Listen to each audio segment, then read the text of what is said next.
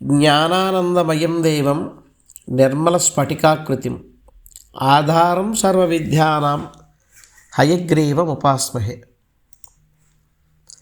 ఇప్పుడు ఈ కార్తవీర్యార్జుని యొక్క మంత్రాలలో ఈరోజు మనం తెలుసుకోవాల్సింది ఏంటంటే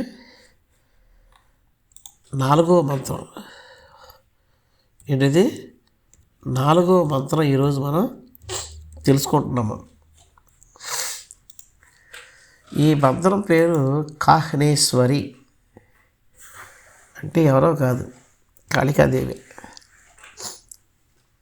చూద్దాం, మంత్రంలోకి వెళ్ళిన తర్వాత కానీ అర్థం అవ్వదు. సిద్ధిదా గురువాగేక సర్వే గ్రంథ విడంబక. అయితే నేను మరలా చెప్తున్నాను, ఈ మంత్రాలన్నీ కూడా కేవలం అవగాహన కోసం మాత్రమే.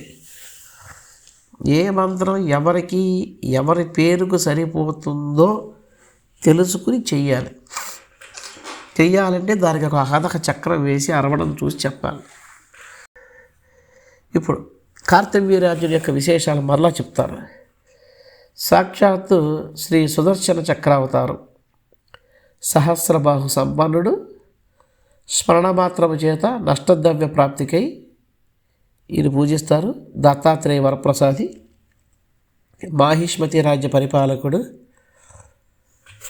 సోమవంశ మహారాజు, రావణాసుడు నిగ్రహించినవాడు, మహావిష్ణు విశేష అవతారమైన పరశురాము చేతిలో ముక్తిని పొంది విష్ణుకరమును చేరుకున్నవాడు. అయితే ఈయన గురించి చెప్పాలంటే ఇక చాలా ఉంది. అది ఎవరన్నా నెట్లో చదువుకోండి అక్కడ లభిస్తే. మరి ఈయన యొక్క మంత్రం కానీ లేకపోతే స్తోత్రం కానీ ఏదైనా సరే చేయటం వల్ల కలిగే లాభాలు ఏంటంటే, ఒకటి చౌరభ్రయ నివృత్తి.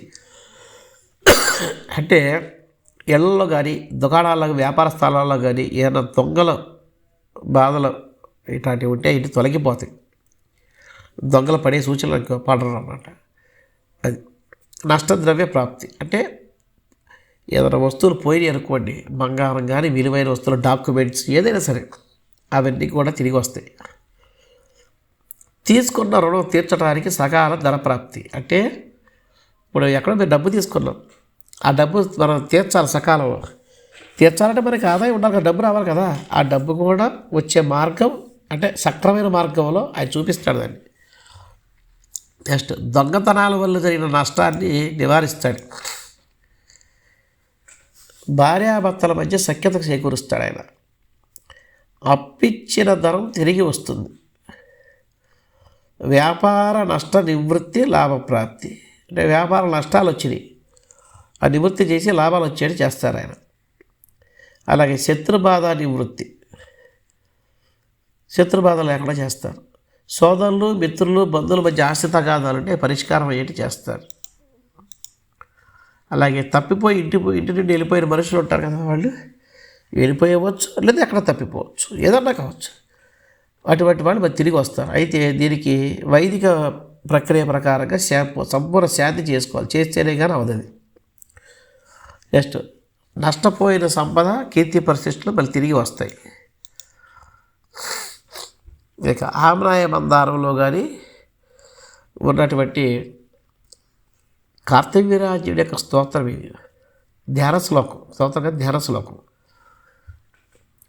ఉద్యత్ సూర్య సహస్రకాంతి రకిల క్షోణీధవైర్వందిత హస్తానా శతపంచకేన చ వివిధ చాపానిషూం స్థావత ఖడ్డే హాటకమాలయా పరివృత చక్రావతారో హరే పాయాశ్చందన ఘోరుడాభవసర శ్రీ కార్తవీర్యో నృప.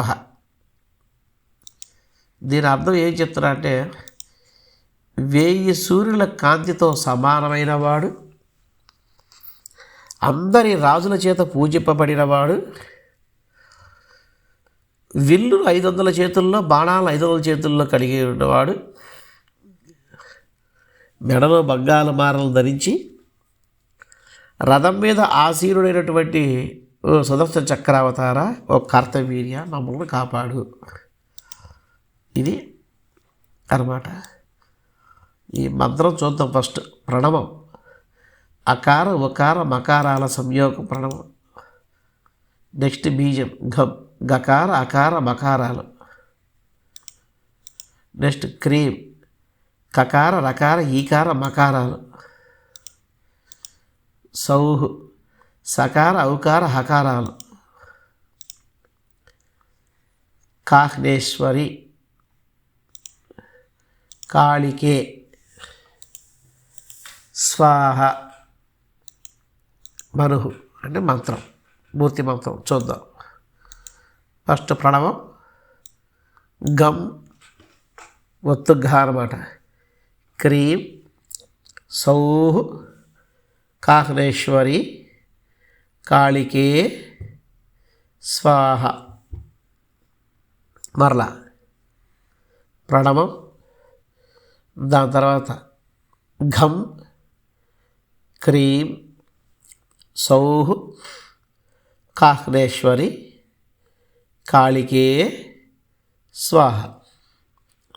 ఈ మంత్రాన్ని 1,00,000 సార్లు చేసి దాంట్లో తద్దశాంశం హోమం చేసి, దాంట్లో తద్దశాంశం మాధ్యం చేసి, దాంట్లో తద్దశాంశం అభిషేకం, తర్వాత దశాంశం భోజనం 10 మందికి పెడితే ఈ మంత్రం పనిచేయటం ప్రారంభిస్తుంది. ఇది ఈ మంత్రానికి ఉన్నటువంటి ఇది అనమాట.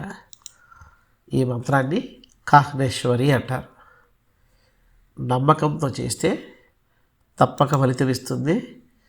దాంట్లో ఏదైనటువంటి సందేహం లేదు. శుభం భవతు.